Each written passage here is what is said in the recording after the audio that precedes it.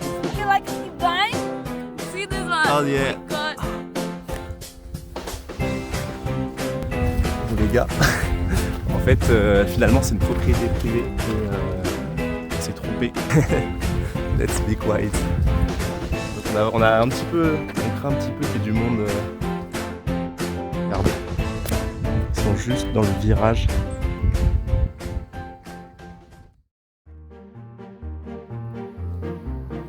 Après avoir échappé momentanément à la sécurité des plantations de thé, nous avons décidé de continuer la randonnée pour tenter de rejoindre la montagne Anamundi, le sommet du Kerala. Smita décide alors de nous partager ses connaissances sur la région. So do you have like any information to give to the people about this place? She's not from there. About Kerala? About like Munnar. About Munnar, like I feel Any things you know, like can be good information. obviously there are a lot of national park. I feel like if you are coming here, you have to split into two parts, North Kerala and South Kerala. Like I this. forget about it. It's hard. Like this. No! Well, I will take again. It's good. Donc c'est vrai qu'on vous a pas dit, mais on est dans un parc national depuis une vingtaine de kilomètres. Et vous pouvez conduire dedans, il reste des habitations, vous pouvez aussi vous recharger en essence. Donc pas d'inquiétude à ce niveau-là. It's not Say a that. national park. No, it is National Park. It's right on the maps, National Park here. I just want to show you like the place we are right now. Yes. It's the peak, the Alamundi, and it's like the highest peak in Western Ghat, and the Western Ghat is like the south, including the south and even like the northwestern part. So it Okay. is even bigger, including the Aravalli Hills, So except the Himalayas. So it is the tallest one throughout the western part of India. why when we make videos there is no sun? It's sunny since like 1 hour and Yes. just when we start We have bad it's like weather. bad.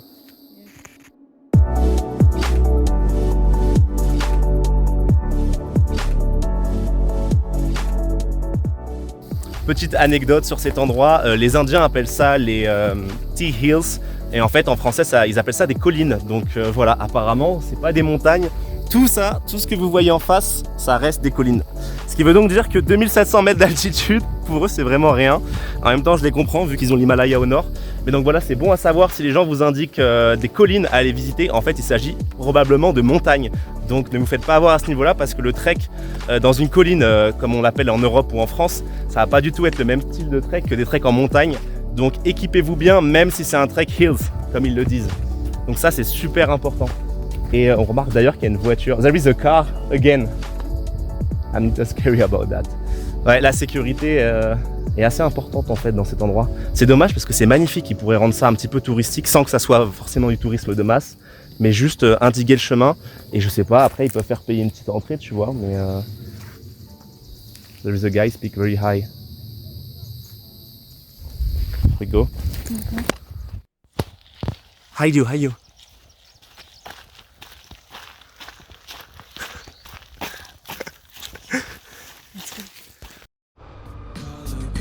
Just to keep me sane.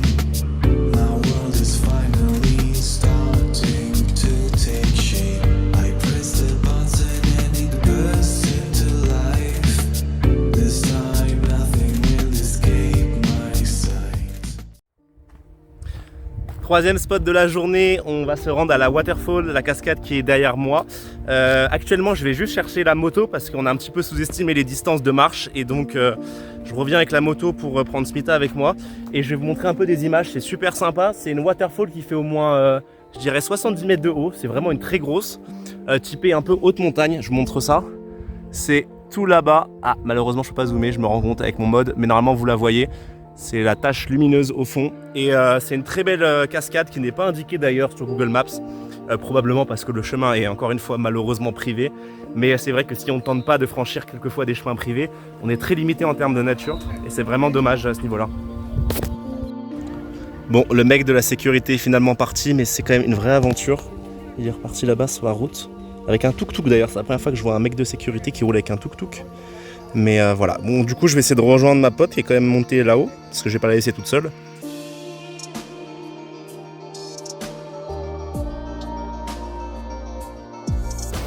L'aventure s'arrête là pour ce petit spot. Donc vous pouvez voir derrière la waterfall et ici le spot de baignade. Donc voilà, il est temps d'aller se baigner et je vous dis à plus tard.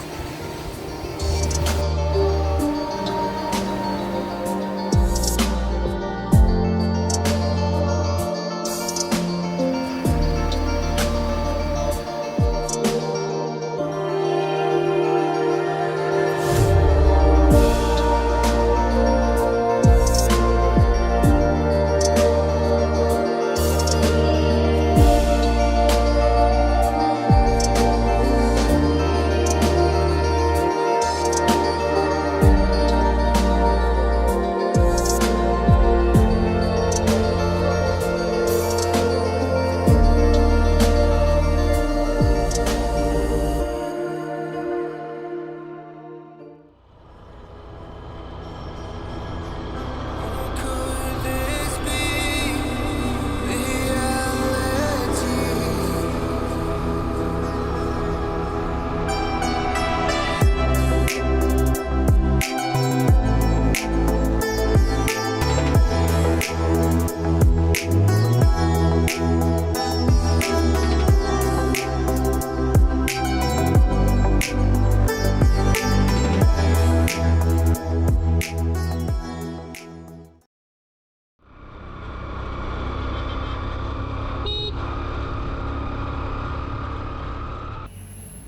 Petite vidéo de fin de journée, il est désormais 3h30 et voilà, c'est la fin de journée déjà pour nous puisqu'on a commencé très tôt ce matin, on a commencé à 5h30 comme je vous l'avais dit normalement plus tôt. Et donc là c'est le temps du repos, la météo est un peu moins bien, ça se dégrade comme d'habitude dans l'après-midi. Et c'est aussi le moment de se restaurer, donc j'ai repris le même plat qu'hier, cette fois-ci je suis solo parce que Smith adore, elle est crevée. Et voilà, donc j'ai repris le même plat, ça a plein de noms différents, c'est un plat très basique à base de patates, curry et graines de sésame avec certaines voilà, épices que je connais pas, mais en tout cas c'est vachement bon, très basique et comme ça au moins ça m'évitera d'avoir mal au ventre. Moi je vais me reposer maintenant, puis peut-être se réveiller à nouveau pour le coucher du soleil, pour faire quelques plans en drone à nouveau. Si c'est le cas, vous les verrez. Et puis si c'est pas le cas, en tout cas on est sur la deuxième journée terminée à Munnar, il reste encore un jour. Et ensuite, on va partir pour Varkala, qui est une ville, cette fois-ci côtière, dans le sud du Kerala. Et ça va être une ambiance, vous allez voir, totalement différente. Parce qu'en fait, c'est une ville vraiment de pêcheurs. Et donc, c'est totalement une autre ambiance par rapport à Munnar, où là, ici, c'est plutôt vraiment plantation et récolte de thé. Donc voilà, bonne fin de journée. Ciao, ciao. En terminant justement la vidéo, là, je viens aussi de finir mon plat de patates. Je me suis rendu compte qu'il y avait des petits singes là qui sont montés sur la terrasse et qui sont venus me rendre visite. Et aussi à mon matériel, donc j'ai failli me faire voler tout mon matos. C'est le petit singe là-bas là qui monte sur le tube sur le tube rouge. Et puis voilà, il y en a d'autres, ils sont tous là. Ils étaient en train d'essayer de grappiller de la nourriture, mais au passage, comme ils sont très curieux, ils ont tenté aussi de récupérer le matériel. Donc comme quoi, il faut toujours faire gaffe ici. Bon, ils sont pas très méchants, hein. C'est des petits macaques, rien de grave. Et puis là, ils commencent à se couvrir en termes de météo. Donc comme quoi, le timing qu'on avait choisi était vraiment le bon timing. Puisque là, je sais pas si vous voyez très bien, mais il se met à bien pleuvoir. Et on comprend pourquoi on appelle ça la saison des moussons. Sur ce, je vais faire une petite sieste. Et puis je vous dis à plus tard. Ciao, ciao.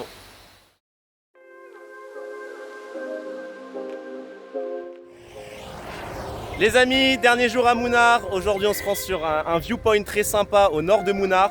Comme d'habitude, je vous mets la localisation en description ou sur la vidéo directement. Et vous allez voir que le chemin pour se rendre jusqu'à ce point de vue est vraiment super sympa puisque vous allez passer dans une partie de Munnar qui est un petit peu excentrée. Et c'est un quartier avec plein de maisons colorées, donc c'est vraiment super cool. Et je vous conseille de faire ce ride par vous-même ou alors vous louez un tuk-tuk, ça va vous coûter à peu près l'équivalent de 3 ou 4 euros, donc c'est vraiment pas du tout cher. Et donc ce qui est vraiment très sympa avec ce viewpoint, je vais vous montrer, c'est que donc on est toujours sur des plantations de thé, mais cette fois-ci vous avez des arbres qui pop sur les hauteurs des plantations et c'est vraiment magnifique. À savoir que c'est des eucalyptus, on m'a dit, assez étonnant puisque ils sont très droits. Normalement les eucalyptus c'est pas forcément des arbres qui sont rectilignes, mais voilà, les eucalyptus en Inde sont comme ça et ils sont vraiment très balèzes. On se rend pas compte vu la distance, mais je pense qu'ils font au moins 50 mètres, 40-50 mètres de haut je pense. Et puis voilà, on s'est un peu posé là au bord de la route, il y a pas mal d'étudiants indiens qui sont passés parce que il y a 2 bus actuellement de scolaires là-bas. La filière, comme d'habitude, c'est toujours des, des étudiants en ingénierie, tout ce qui est technologique. C'est assez fun hein, de voir comment en Inde, la quantité en fait d'ingénieurs qu'il y a, c'est un truc de fou. Moi à chaque fois je n'en reviens pas. Et puis voilà, le bus public qu'on prendra probablement demain. Et d'ailleurs, petit changement de plan, finalement on va pas se rendre directement à Varkala, qui est le petit village côtier de pêcheurs, mais on va d'abord passer par Alipi, qui est une assez grosse ville connue pour ses blackwater, c'est de l'eau saumâtre qui n'est pas salée donc, et qui est vraiment magnifique avec plein de petits canaux. Et donc on prendra un bateau pour se balader et aussi pour dormir directement sur l'eau. Donc voilà, on va profiter un maximum et puis je vous montrerai ça en images. Donc j'espère que vous m'entendez toujours, il y a pas mal de trafic. Je vais attendre. Parfait.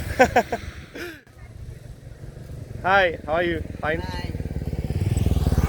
Enfin bref, nous on va profiter au maximum et je vais couper la caméra maintenant et vous montrer un petit peu toutes les images que j'ai pu prendre en drone.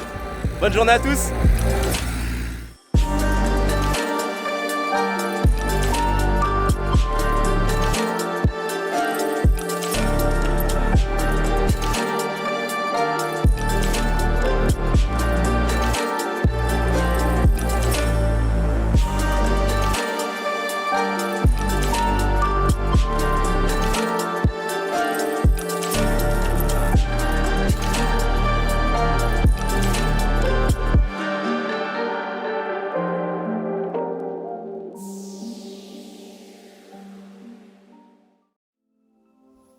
On se baladait et Smita a une petite anecdote à nous raconter sur cette fleur. So Smita, what is it exactly? So this is like a wildflower that grows in tropical weather.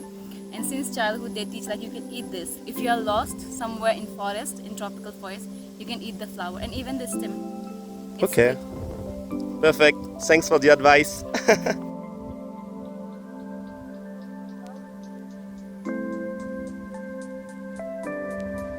Avant de partir définitivement direction Alipi, nous avons décidé de nous arrêter sur 2 cascades importantes de la région.